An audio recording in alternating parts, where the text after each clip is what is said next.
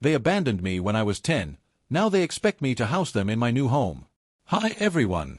Today's story will blow your mind, but real quick, if you enjoy this content, hit that subscribe button.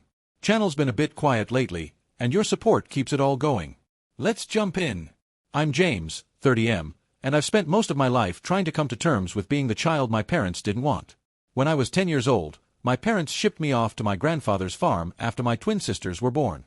They claimed they couldn't handle 3 children, but the truth was they simply wanted to focus on their daughters. Growing up on my grandfather's farm wasn't terrible. My grandfather was a good man who taught me the value of hard work, responsibility, and self-reliance. He was strict but fair, and he made sure I had everything I needed. But the sting of being sent away never truly faded. During the early years, my parents would visit occasionally, bringing my sisters along for brief, awkward meetings where I felt more like a distant relative than their son. As time passed, the visits became less frequent. By the time I was a teenager, they'd call on my birthday and major holidays, but that was about it. My grandfather never spoke ill of my parents, but I could see the sadness in his eyes whenever the topic came up. Your parents are making their choices, he'd say. But you're making yours too, and that's what matters.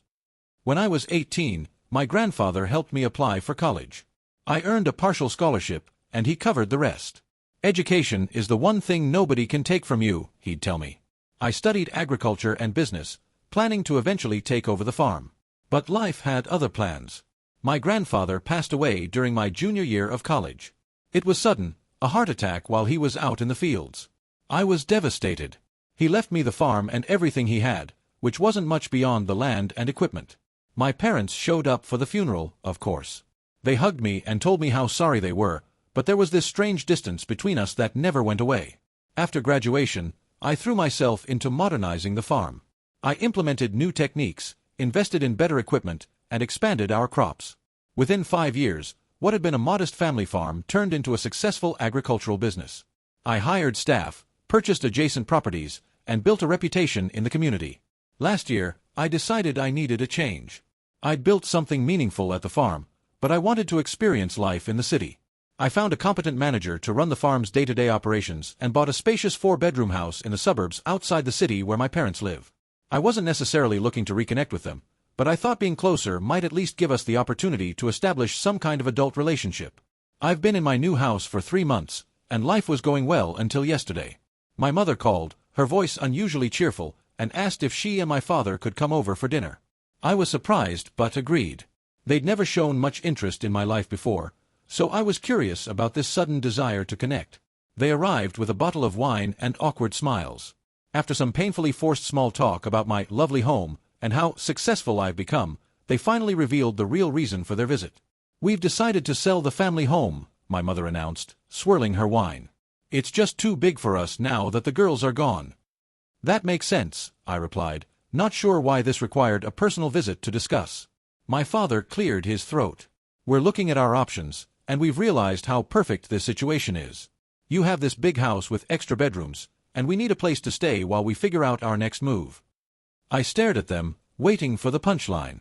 It never came. "You want to move in with me?" I finally asked. "Just temporarily," my mother said quickly. "Maybe a year or so while we decide where to retire. It would give us a chance to reconnect as a family."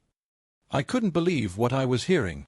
These people, who had shipped me off to my grandfather's farm because I was inconvenient, now expected me to welcome them into my home with open arms.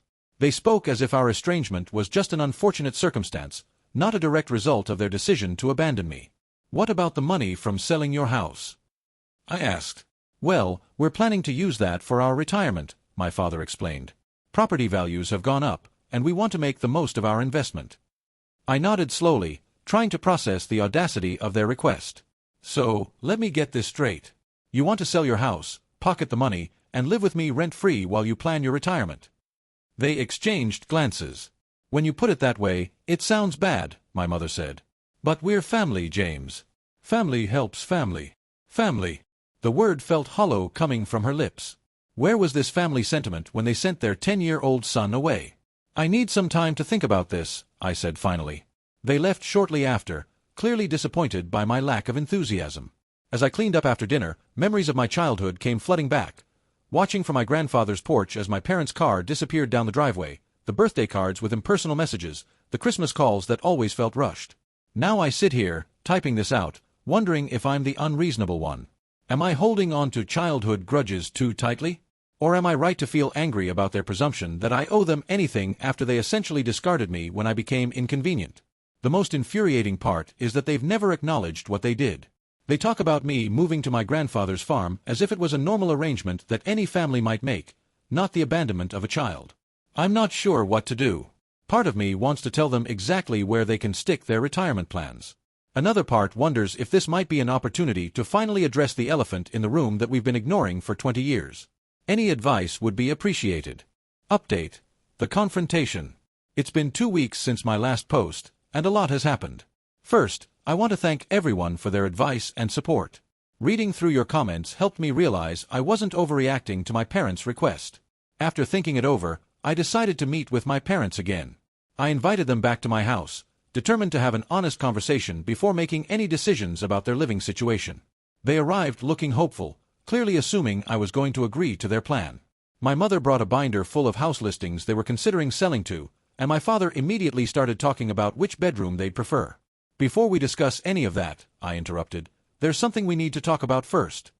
They exchanged glances, and my mother's smile faltered. What is it, dear? I want to talk about what happened when I was 10, I said, keeping my voice steady. About you sending me to live with Grandpa. The atmosphere in the room changed instantly.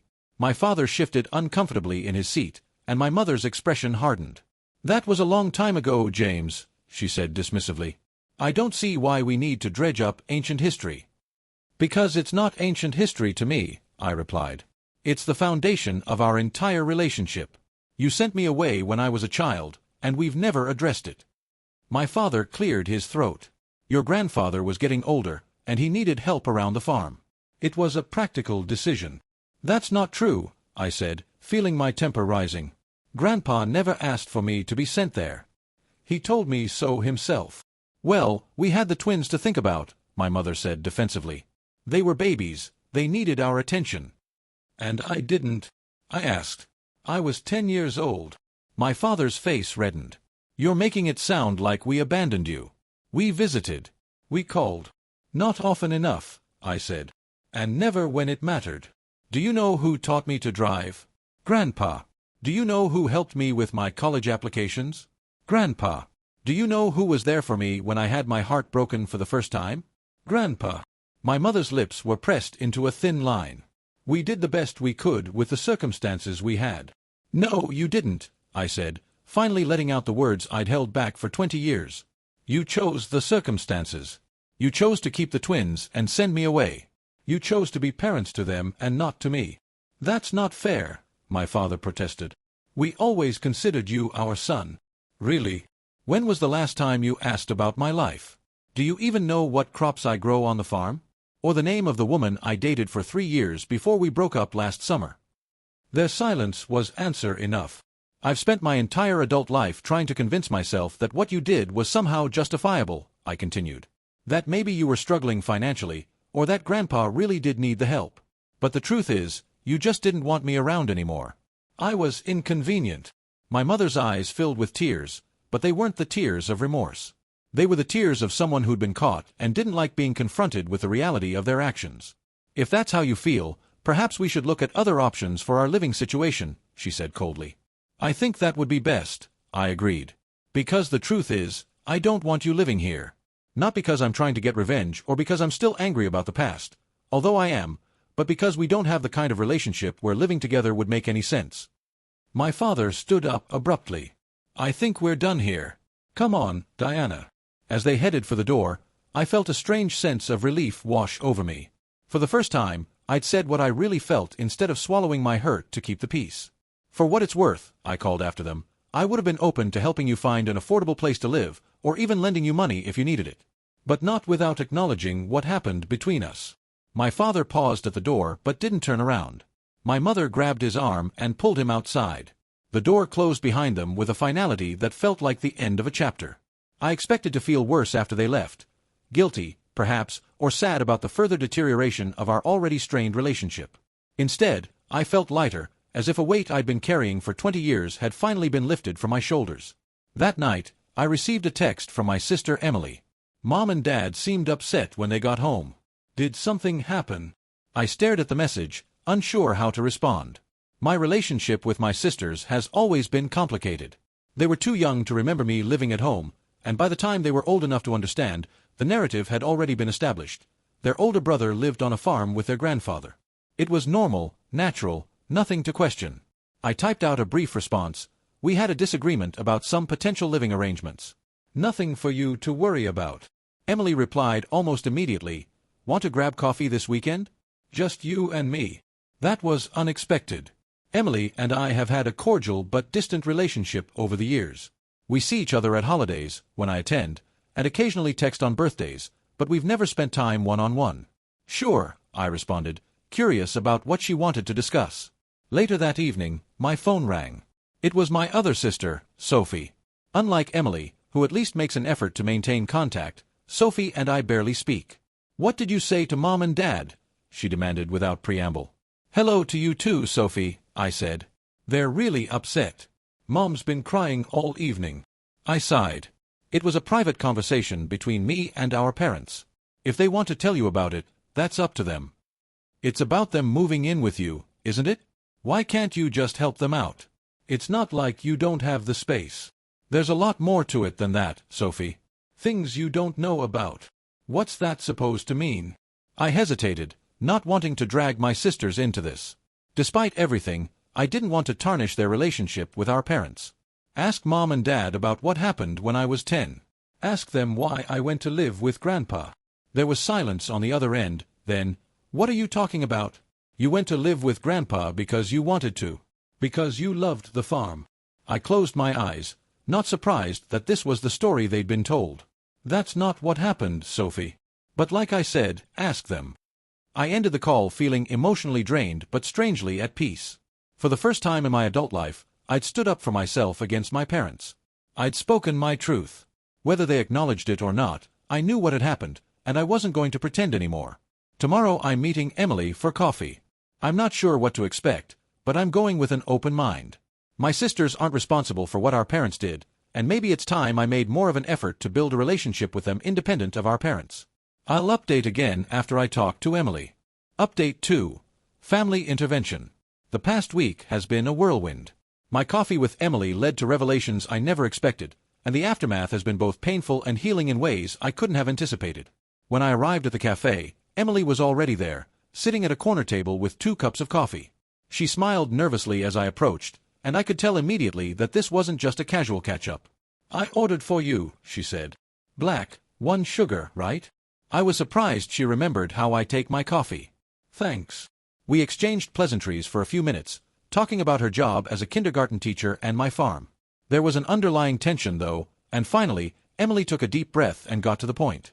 "Sophie told me about your conversation," she said. "About what you said regarding why you went to live with Grandpa." I nodded, waiting for her to continue. "James, I don't understand. Mom and Dad always told us you wanted to go live on the farm. That you begged them to let you stay with Grandpa because you loved it there so much." "That's not what happened," I said quietly. Emily's eyes searched mine. "Then what did happen?" I hesitated, not wanting to burden her with this, but also tired of carrying the truth alone. "They sent me away, Emily. After you and Sophie were born, they decided they couldn't handle 3 kids. So they packed my bags and drove me to Grandpa's farm." Her face paled. "No, that can't be right. They wouldn't do that." "I was 10 years old," I continued. "I remember crying as they drove away. Grandpa told me it was just temporary, that they needed some time to adjust to having the twins. But weeks turned into months, and months into years." Emily's eyes filled with tears. "But they visited. They brought us to see you." "Rarely," I said. "And the visits became less frequent as time went on. By the time I was in high school, I was lucky if I saw them once or twice a year." She shook her head, clearly struggling to reconcile what I was saying with the parents she knew. "Why didn't you ever say anything? What was there to say? By the time you and Sophie were old enough to understand, the arrangement was firmly established. And honestly, I didn't want to put that burden on you. It wasn't your fault." Emily was quiet for a long moment, then she pulled out her phone. "I need to talk to Sophie about this." 20 minutes later, Sophie arrived at the cafe, her face a storm of emotions. She sat down without greeting me, looking directly at Emily. "Did he tell you the same story he told me?" Emily nodded, her expression somber. Sophie turned to me, her eyes narrowed. "I don't believe you. Why would you make up something like this?" "I'm not making anything up, Sophie," I said calmly. "I'm telling you what happened. Our parents would never abandon their child," she insisted. "Never." "I didn't say they abandoned me," I clarified, though that's exactly what it had felt like. "They sent me to live with Grandpa. They didn't completely cut contact. They just prioritized their new family over their existing one." Sophie's face flushed with anger. "This is ridiculous. I'm calling Mom." Before I could object, she had her phone out and was dialing. She put it on speaker as our mother answered. "Sophie, is everything okay?" "I'm with James and Emily," Sophie said, her voice tight. "James is telling us some crazy story about you and Dad sending him away when he was 10 because you couldn't handle 3 kids. Tell him he's wrong." There was a long silence on the other end of the line. "Too long." "Mom," Emily prompted, her voice wavering. Our mother sighed heavily. "It's complicated, girls. Your father and I were struggling after you were born. Twins are a lot of work, and we were overwhelmed. James's grandfather offered to take him for a while to help us out." "For a while." I couldn't help but interject. "I never lived at home again." Another pause. "Like I said, it's complicated. We thought it was best for everyone." Sophie's expression had transformed from anger to shock. "So it's true. You sent him away." "We made the best decision we could at the time," our mother said defensively. "And James was happy at the farm. He adjusted well." "Because I didn't have a choice," I said. "Grandpa made it work, not you." Emily wiped tears from her cheeks. "Mom, how could you?" "You girls are too young to understand what it was like," our mother said, her voice hardening. "We had 2 newborns, financial problems, and your father was working overtime. Something had to give." "Something, not someone," I said. "I was your child, not an object to be discarded when things got difficult." "That's enough," our mother snapped. "I'm not having this conversation over the phone. If you want to discuss this, we'll do it as a family, face to face." She hung up, leaving the 3 of us sitting in stunned silence. Sophie looked shell-shocked. "I can't believe this. All these years, we thought." "I know," I said gently. "It's not your fault. You were too young to remember me living at home, and by the time you were old enough to ask questions, the story was already set." Emily reached across the table and took my hand. "I'm so sorry, James. I had no idea." The next day, I received a text from my father requesting a family meeting at their house. I was hesitant, but Emily and Sophie both urged me to come, saying they needed to hear the full story with everyone present. When I arrived, the atmosphere was tense. My parents sat on one side of the living room, Emily and Sophie on the other. I took a seat in a separate armchair, feeling like an outsider as always. My father cleared his throat. "We're here to clear the air about certain misunderstandings." "There's no misunderstanding," I said quietly. "I told Emily and Sophie the truth about why I went to live with Grandpa." My mother's jaw tightened. "You've given them a very one-sided version of events." "Then what's your version?" Sophie asked, her voice uncharacteristically firm. My parents exchanged glances, and my father began speaking. He talked about how difficult it had been after the twins were born, how they were struggling financially, how my grandfather had suggested I come stay with him. "It was supposed to be temporary," he insisted. "But you seemed so happy there, James. You were thriving in ways you never had at home." "Because Grandpa actually paid attention to me," I said. "Because he made me feel wanted." "We always wanted you," my mother protested weakly. "Really? Is that why you never asked me to come back home? Is that why your visits became less and less frequent? Is that why you missed my high school graduation?" "We were there for your graduation," my father objected. "No, you weren't. You had a last-minute emergency with Sophie's dance recital, remember?" My mother at least had the grace to look ashamed. "We made mistakes, James. We're not denying that. But we never stopped loving you." "Love isn't enough," I said. "Actions matter. And your actions showed me exactly where I stood in your priorities." Emily, who had been quiet until now, spoke up. "Why didn't you ever tell us the truth? Why did you lie to us about why James lived with Grandpa?" My mother looked down at her hands. "We didn't want you girls to feel guilty or responsible." So instead you let us believe that James chose to leave? Sophie's voice cracked. Do you know how that shaped our relationship with him? We thought he preferred living on the farm to being with his family. The conversation continued for hours, circling around the same points. My parents alternated between defending their decision and offering half-hearted apologies. Emily and Sophie asked questions, trying to understand how their childhood memories fit into this new reality. I mostly listened, having said what I needed to say. Eventually, my father brought up the original issue. About our living situation. No, I cut him off. That's not happening. Not now, maybe not ever. He nodded, looking resigned. I understand. As I was leaving, Emily and Sophie walked me to my car. I still can't believe it, Sophie said, shaking her head. All these years, I thought you didn't want to be around us. It was never about you, I assured her. I wish I had gotten to know you both better growing up. Maybe it's not too late, Emily suggested tentatively. For us, I mean. To be real siblings. For the first time in years, I felt a flicker of hope about my family. Not for my relationship with my parents. I'm not sure that can ever be fully repaired, but for the possibility of building something meaningful with my sisters. I'd like that, I said. As I drove home, I felt a mixture of emotions. Anger at my parents, sorrow for the childhood I lost, but also a strange sense of relief. The truth was finally out in the open, acknowledged by everyone. It wouldn't change the past, but maybe it could shape a different future. I'll update again after I've had some time to process everything. Final update. Building new connections. It's been 6 months since my last update, and I wanted to share how things have evolved. So much has changed, both in terms of my relationship with my family and in how I view my own past. First, my parents did sell their house. They ended up buying a small condo in a retirement community about an hour away. They never asked to move in with me again, which was a relief. Our relationship remained strained, but there's been a shift.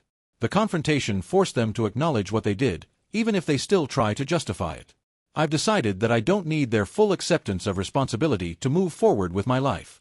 I see them occasionally, usually in the presence of my sisters, and our interactions are civil if not warm. The most significant change has been in my relationship with Emily and Sophie. After learning the truth about my childhood, they both made concerted efforts to connect with me in ways they never had before. Emily started by asking to see the farm. I was surprised but agreed to show her around. She spent a weekend with me, walking the fields, meeting the staff, and looking through old photo albums my grandfather had kept. She was particularly moved by a series of pictures from my high school graduation, photos that showed Grandpa standing proudly next to me in my cap and gown, our parents notably absent. I never realized how much we missed, she said, tracing the edge of the photo. All the important moments in your life. Grandpa was there, I told her. He never missed anything.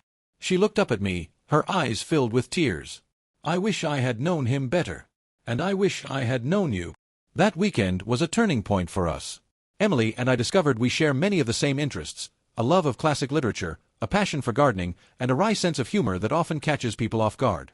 We started a tradition of weekly phone calls and monthly visits, alternating between her coming to the farm and me visiting her in the city.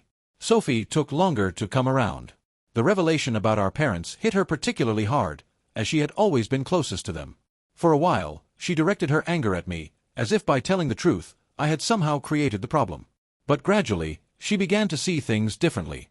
About 2 months after the confrontation, she called me out of the blue. "Can I ask you something personal?" she said, without preamble. "Sure," I replied, curious. "Did you hate us?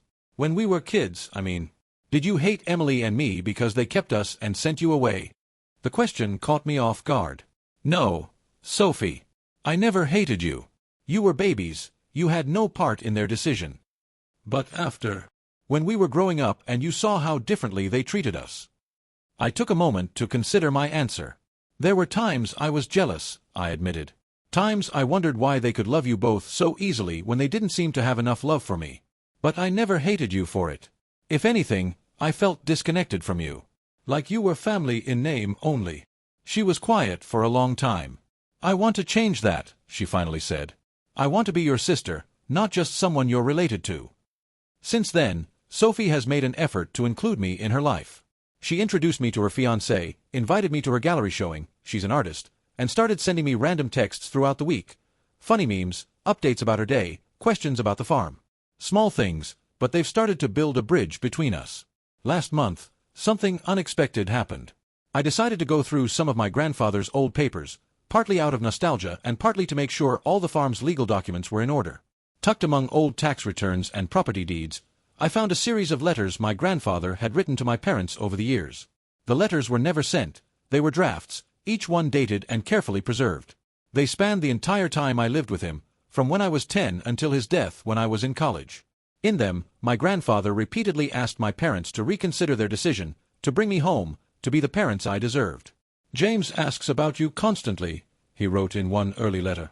"He sleeps with his bag packed for the first 3 months, certain you would come for him any day." In another, "He's made the honor roll again. I wish you had been there to see his face when he showed me his report card. He looked for your car every day that week, hoping you'd come to celebrate with him." And later, as I entered high school, "He doesn't ask about coming home anymore. I think he's accepted that this farm is his home now. But sometimes I catch him staring down the driveway, and I know he's still waiting for you." Reading these letters was like reopening an old wound. I could feel the pain of that abandoned child all over again, the confusion, the constant hope that somehow, someday, my parents would want me back. But there was something healing about it too. My grandfather had seen me. He had recognized my pain, even when he couldn't fix it. He had been my advocate, even if his advocacy fell on deaf ears. I decided to share the letters with Emily and Sophie. They came to the farm one weekend, and we sat on the porch, the same porch where I had watched my parents drive away all those years ago, and read through my grandfather's words together. Sophie cried openly, her head in her hands. Emily sat very still, her face pale, occasionally reaching out to touch my arm as if to reassure herself that I was really there. "I don't understand how they could do this," Sophie said finally, her voice hoarse. "I don't either," I admitted. "I'm not sure I ever will." Emily picked up one of the letters, her fingers tracing our grandfather's handwriting. "He loved you so much." "Yes," I agreed. "He did." "We love you too," Sophie said suddenly, fiercely. "I know it's not the same, I know it doesn't make up for anything, but we do." I looked at my sisters, really looked at them. Emily with her thoughtful eyes and quiet strength. Sophie with her artistic passion and newfound determination. For the first time, I didn't see them as extensions of our parents, or as the children who had replaced me. I saw them as individuals, as people who had been caught in the same dysfunctional family system that had hurt me, albeit in very different ways. "I know," I told them. "And I love you both." Last week, we had our first ever siblings-only vacation. We rented a cabin by a lake and spent 4 days fishing, hiking, and getting to know each other as adults. We talked about our childhoods, mine on the farm, theirs in the suburbs. We shared stories about our grandfather, filling in gaps for each other. We laughed, we argued, we drank too much wine one night and ended up stargazing on the dock until dawn. It wasn't perfect. There were awkward moments, times when the weight of our shared past created a tension that was hard to break through. But there were also moments of genuine connection, of shared understanding, of hope for a future where we're truly family, not just people bound by blood and complicated history. As for my parents, I've decided to maintain boundaries while not completely cutting them out of my life. They've started to realize that their actions have consequences, that relationships require nurturing, that love is shown through actions, not just words. Whether they can truly understand the depth of what they did, I don't know. But I'm no longer waiting for their approval or acceptance. I've built a good life for myself, and now I'm building real relationships with my sisters. The farm is thriving, my house in the suburbs feels more like home every day, and for the first time in my life, I feel like I have family members who truly see me and value me for who I am. I still visit my grandfather's grave regularly. I bring him updates about the farm, about my life, about this unexpected connection I'm forming with my sisters. I like to think he'd be proud, not just of what I've accomplished, but of who I've become despite everything. He taught me resilience, self-reliance, and the value of hard work. But he also taught me forgiveness, not the kind that brushes wrongdoing under the rug, but the kind that acknowledges hurt while not letting it define your future. I don't know what the next chapter holds, but I'm facing it with more hope than I've felt in a long time.